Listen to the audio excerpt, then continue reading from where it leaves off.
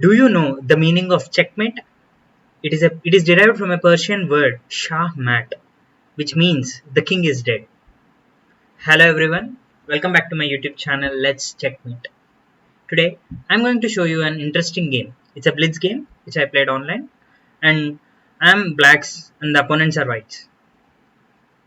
So let's start the game.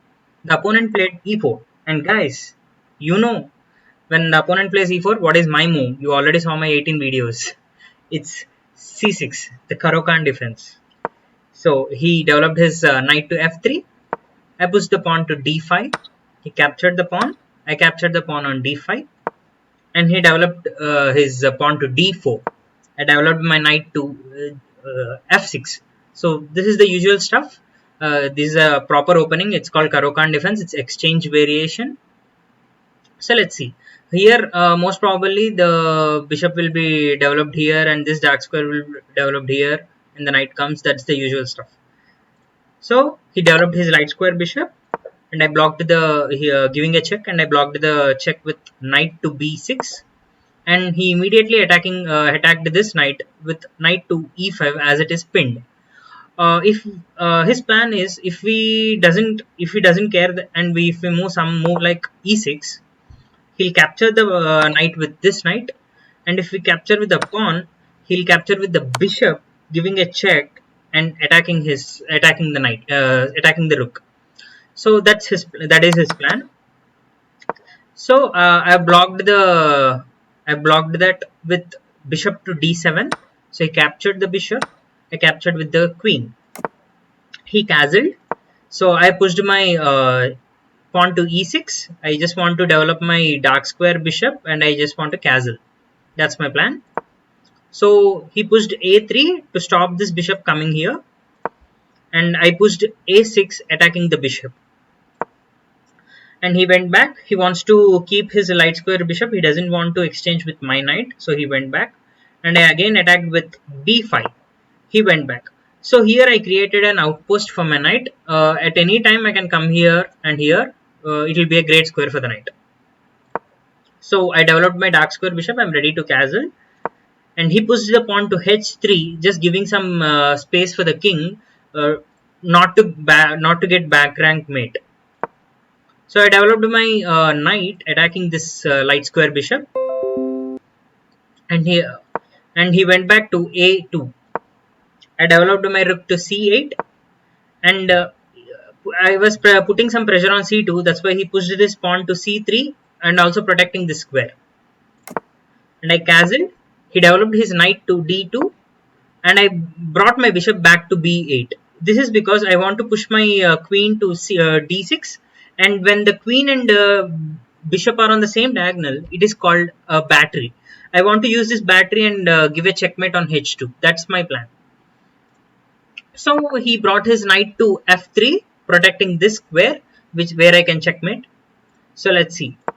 Now, by bringing this knight to f3, he can't push this pawn. So this square here is a very good square now for the knight. So I brought it to e4. He developed his dark square bishop to f3, and I brought my queen to d6. Now this is a battery. If I could deflect this knight from here, then I can give a checkmate on h2. That's the plan. He developed his rook to c1.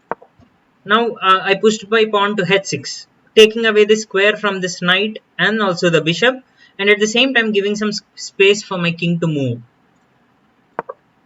He brought his light square bishop back because it is doing nothing in this diagonal. He brought it back to attack this knight which is in the central square. I told you, right? I kept this knight, and if he wants to move this knight, he could only move it by giving up his light square bishop. Now I pushed this pawn to f5. Here, this is a very good move. Now if he captures the knight, it's a very bad move because I'll capture with this pawn. And now capturing this pawn with this pawn, it opens the rook. And at the same time, if this knight, if it goes here or here, I can give a checkmate. The only move for the knight is to come to e5. Okay, and this also becomes a pass pawn. That will be great for us. So I moved to f5, which is a very good move. Now he brought his knight to e5. This is a very great square for the knight because it is in the central and it is also protected with this pawn. Now I brought my knight to c4, a very good outpost, and also I'm also attacking this knight here, which is in the central square. If he doesn't care, I can also capture the pawn here. Let's see. He brought his knight to e2. This is an accurate move. I don't know why did he do that. Now I could grab a pawn also. I captured the pawn, knight, which is on e5, and he captured with the pawn. I captured with the queen. Now I'm threatening to give a checkmate on h2. So he blocked that with f4. Very good move. I brought my queen back to d6, and now I'm threatening to move my knight to g3, forking the rook and the queen. So he captured the central knight with his light square bishop, and it is very important now to capture with the right pawn.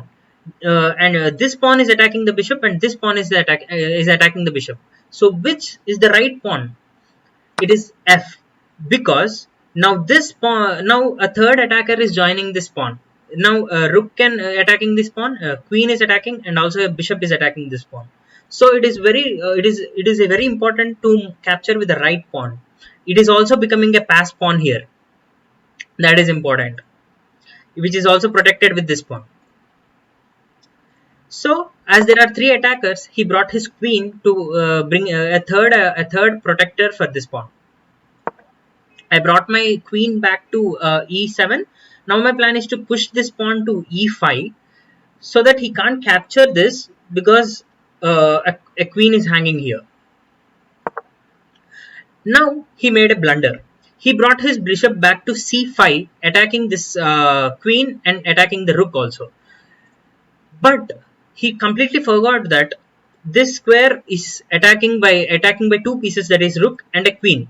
And interestingly, even I forgot, I didn't see that it's a black spot because the time is very less. Probably I would have 1.5 minutes on the clock. That's why even I didn't see that. I only saw that it is attacking both the queen and the rook.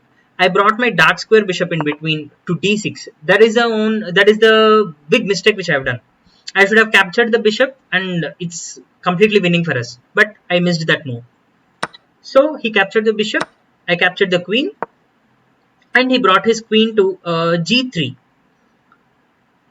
Maybe if he wants to push this pawn, I don't know, attacking this queen. I don't know what is his plan. So I gave a check on c5 with my queen. He moved his king to h1. Now I brought my king to c4. My plan is to just push here and attack these pawns. Now he moved his rook to f2 for protecting this pawn. Now this made me to attack, because when the rook is here, these two are connected. When the rook is on f2, there is no protection for this rook. So I moved my pawn to d4, which can't be captured by this pawn because he loses his rook. He gave me that momentum in the game. Now he moved his rook to d2, attacking this pawn, and I sacrificed it by pushing my pawn to e3. So why did I sacrifice my pawn? You will see. He captured the pawn, and everyone, you all are waiting for the move which I kept on thumbnail. That is my queen sacrifice. Yes, I captured the queen. I captured the rook with my queen, which can be taken by the rook. Why did I do that? First thing, a rook is equivalent to two rooks. A queen is equivalent to two rooks. Now I captured this rook, and if he captures with this pawn, I can get another rook also. So that is my idea. Two rooks is equal to a queen, and you will see why. Not only that, he captured the pawn. He captured the queen with the pawn. Now I captured the rook. I captured the rook, which came with check. That is most important in this game. it came with check, and now he can't capture this passed pawn, which is a very dangerous one. Now he can't capture with this queen because first he needs to move the king. So the king is moved to h2, and I pushed my pawn to e2, and this pawn can't be captured because this square is protected by the rook, and this pawn can't be captured. It is becoming a queen, and I'm clearly winning this game. That's why I sacrificed my queen. So he moved his queen to g4, attacking the pawn, but the pawn promoted to be queen, and it's done. He can resign here, but he played a final move f5. I captured the pawn, and in this position, the opponent resigned the game. So in this way, with sacrificing my queen, I've reached 1600 rating in my blitz. So thank you everyone. Hope you all liked the video. Please like, share, and subscribe to my channel. Thank you.